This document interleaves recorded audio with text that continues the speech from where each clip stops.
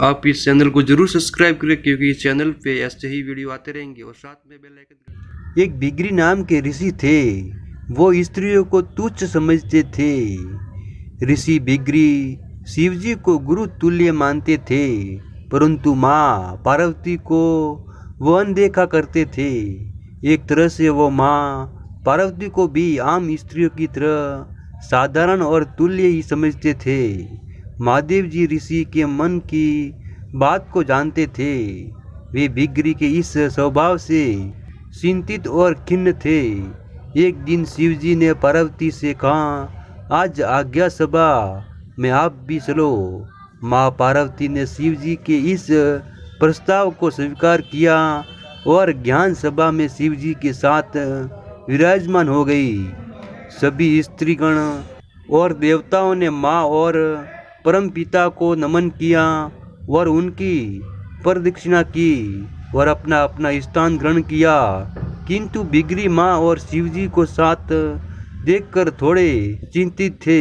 उन्हें समझ नहीं आ रहा था कि वो शिवजी की प्रदक्षिणा कैसे करे। बहुत सोचने विचारने के बाद बिगरी ने महादेव जी से कहा कि वो प्रतक खड़े हो जाए।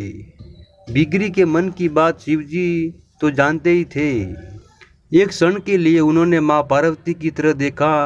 माता ने उनके मन की बात पढ़ ली और वो शिवजी के आधे अंग से जुड़ गई और अर्धनारीश्वर रूप में विराजमान हो गई।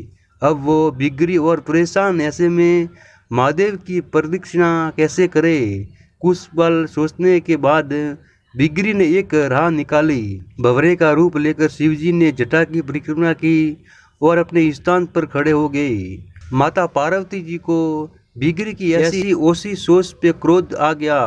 उन्होंने बिगड़ी से कहा, हे बिगड़ी, तुम्हें स्त्रियों से इतना ही परहेज है, क्यों न तुम्हारे में से स्त्री शक्ति को प्रत्यक्ष कर दिया जाए। और ऐसा कहकर माँ ने उनके स्त्रीत्व को अलग कर दिया।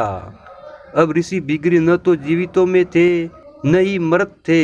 उन्हें अपार की पीड़ा हो रही थी। उन्हें अपनी गलती का एहसास हो चुका था। वो माँ से क्षमा याचना करने लगे। तब शिवजी ने माँ से बिगड़ी को क्षमा करने को कहा।